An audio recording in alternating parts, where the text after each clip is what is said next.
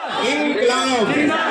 देखिए, आप सभी जो भविष्य के भावी अध्यापक हैं और इसके बीच में हमारे जो हमसे भी ज्यादा अनुभवी अध्यापक हैं जैसे रवि पी तिवारी और आरपी मिश्रा सर एवं अन्य जो भी है वो आपको हैंडल करने आए हैं, ना कि ये महसूस हो कि आप हमें हैंडल कर रहे हैं। देखो यार, हर चीज एक दूसरे से कनेक्ट होनी चाहिए और कनेक्शन में है। भर्ती आएगी, आपको भी चीजें मिलेंगी, हमें भी पढ़ाने में मजा आएगा, है ना। और आपने तो यार ये मन बना लिया है कि चाहे वो रवि पी तिवारी बोले, चाहे वो रजत सिंह बोले, चाहे वो आरपी मिश्रा बोले, आप बैठेंगे नहीं, बैठेंगे तो तभी जब सरकारी नौकरी होगी और उस काली सीट पर बताओ। मतलब इतने तुम क्या बोले हीट हो क्या, है ना। मतलब ये दिमाग में लगा लिया, नहीं बैठेंगे नहीं, और बैठेंगे तो हम उसी ब्लैक चेयर पे बैठेंगे। ये दिमाग में बैठा लिया है ना, बिल्कुल बैठा लिया। अभी मैंने एक बात कही थी कि बच्चों ने इतना भर्ती का इंतजार किया है, इतना इंतजार किया है कि उनके बाल सफेद नहीं बल्कि बाल ही चले गए। सरकार को ये सोचना चाहिए, सरकार को ये सोचना चाहिए कि पिछले हमने कई सालों से इस भर्ती के लिए विज्ञापन नहीं दिया है और हम विज्ञापन दे नहीं रहे हैं। क्या हमने ईगो पे ले लिया है? बताइए, क्या सरकार ने उसको ईगो पे ले लिया है कि क्या हम सरकार विरोधी है? बताइए, क्या हम सरकार विरोधी है? हमें तो ये समझना चाहिए कि हम सूबे में, इतने बड़े सूबे में सरकारी विद्यालय को बंद करने के बजाय सरकारी विद्यालय की संख्या को बढ़ाएं। अब हम एक बात उस समय कह रहे थे आपसे, वो छूट गई थी कि अगर कोई एक विद्यालय में औसतन 3 अध्यापक हैं और 27,936 विद्यालय बंद कर दिए जाए तो ये संख्या लाखों में हो जाती है, तो सरकारी शिक्षक के पद ही खत्म हो जाएंगे। तो मैं ये उम्मीद करता हूँ, एक बड़ी गंभीर बात है, बड़ा मतलब एक दिमाग में आ रहा था कल रात में, मैं लेटा यहाँ से जब मैं गया तो मुझे लगता है कि इतने लाखों के कोर्सेज, ये नहीं कहना चाहिए एज अ शिक्षक के नाते, लेकिन मैं कह रहा हूँ कि इतने लाखों के कोर्सेज जब सरकार करा रही है और उसे भर्ती नहीं देनी है तो एक काम करे ना सरकार, बंद ही कर दे कि लाइन में खड़ा करे और हम जैसे जितने भी शिक्षक है, प्रयागराज की जितने भी अनुभवी विद्यालय है, धीरज द्विवेदी आगे खड़ा होगा, गोली मार दे यार। बीएलएड और बीएड जैसे तमाम लाखों के कोर्सेज एक पिता अपनी संपत्ति को गिरवी रखकर ये कोर्सेज कराता है। मानते हो कि नहीं मानते? आप एक गणित लगाना बैठ के, जैसे हिसाब नहीं लगाते हो अपना इलाहाबाद का। मुझे लगता है कि प्रसिद्ध जो है, जब मैं 2008 और 9 में यहाँ का प्रतियोगी छात्र रहा हूँ तो मुझे ये महसूस होता था कि यहाँ चोखा है ना, दाल चावल चोखा, यही चलता है। क्या इसको इंग्लिश में कहते हैं? यार मतलब उसका जब तुम हिसाब लिखते हो अपने पार्टनर में कि भाई महीना आएगा तो इतना तुम्हें देना पड़ेगा, इतना तुम्हें देना पड़ेगा, ऐसे ही तुम अगर हिसाब लगाओ कि हमारे बाप ने हमको कितना महीने दिया है तो ये संख्या लाखों में चली जाएगी। समझ रहे? मैं ये उम्मीद करता हूँ कि जैसे अभी आरपी सर ने कहा कि इनको अपनी नियुक्ति के लिए ही सालों लग गए, तो हमारी नियुक्ति कैसे करेंगे?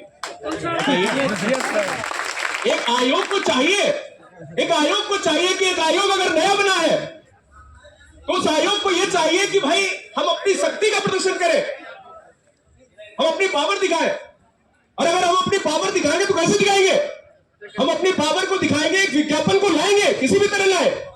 हमने कल रात में एक उदाहरण दिया था कि कोई बच्चा अपने गांव में अगर है वो बुलेट लेके आता है और बुलेट लेके आता है पूरे गांव में घुमाता है, दिखाता है कि यार देखो मेरे पास बुलेट है, तुम्हारे पास क्या है?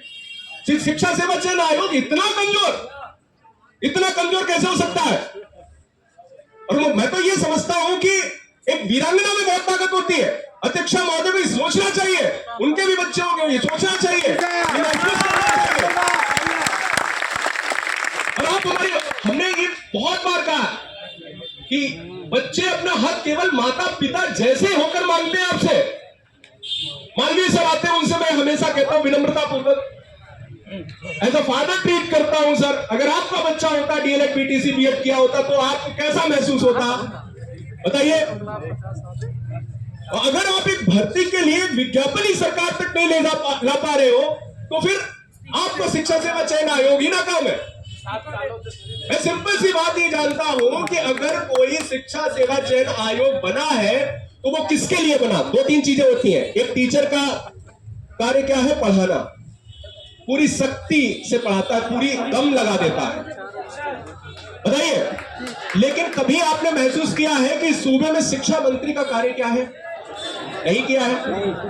क्या कोई 5 कार्य कोई शिक्षा मंत्री के बता सकता है? नहीं बता सकता है। मैंने जहां तक नोटिस किया है कि भाई शिक्षक भर्ती सरकारी विद्यालय में क्यों नहीं आ रही, तो बोले कि सरकारी विद्यालय में रेशियो कम है।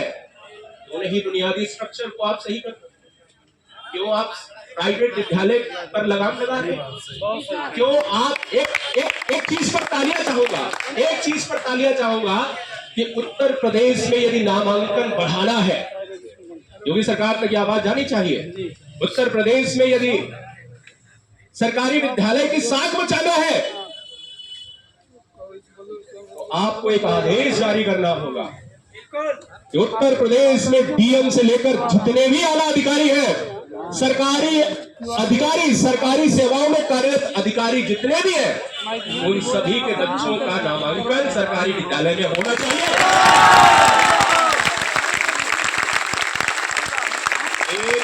एक महीना नहीं लगेगा कि आपको नए विद्यालय, 1 लाख नए विद्यालय खोलने पड़ेंगे। रीजन है उसका। बोले सर इसका क्या मतलब है? बहुत सारे लोग कहेंगे, अगर कोई भी अनुभवी अध्यापक भी यहाँ पे खड़ा होकर बोलेगा तो वो यही बोलेगा कि क्या आपके बच्चे जाएंगे? क्या आपके बच्चे पढ़ते हैं? अरे अगर उधर से एक आदेश आएगा तो इससे क्या होगा? इससे बच्चे रुचि लेंगे, एक मैसेज जाएगा कि हाँ ये है।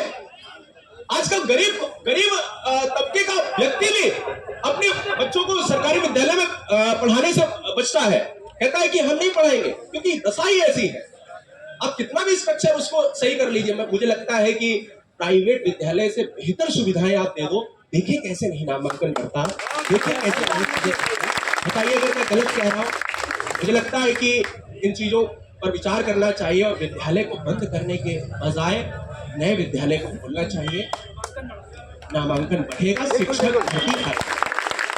मैं अपनी बातों का विराम देता हूँ और जो भी चीजें हैं मैं आपके साथ, हमारे जितने भी प्रयागराज के अध्यापक हैं वो सारे लोग आप तक आपके साथ खड़े, मजबूती के साथ खड़े, कोई बिना पॉलिटिक्स के। हम सारे अध्यापक, देखो आप भी अध्यापक, आप अध्यापक कैसे हो पता है क्या? आप में इतना ईगो है कि आप बैठते नहीं हो, इसलिए मुझे लगता है कि आप मेरे से भी बड़े अध्यापक। मैं आपका बड़ा सम्मान करता हूं। हम जितने भी अध्यापक का वो है वो सब आपके साथ, बिना किसी पॉलिटिक्स के, बिना किसी चीज के। आप ये कह दोगे कि यहाँ ग्रुप में खड़े हो जाओ, मैं खड़ा, मुझे क्या मतलब है? मैं तो यार सीटेट टेट वगैरह ये सब पढ़ाई लूंगा, लेकिन ये तो चाहिए शिक्षक भर्ती। बताओ, तो मैं आपके साथ हूँ, यही चीज आप जान लो और अपनी बातों को विराम देता हूँ।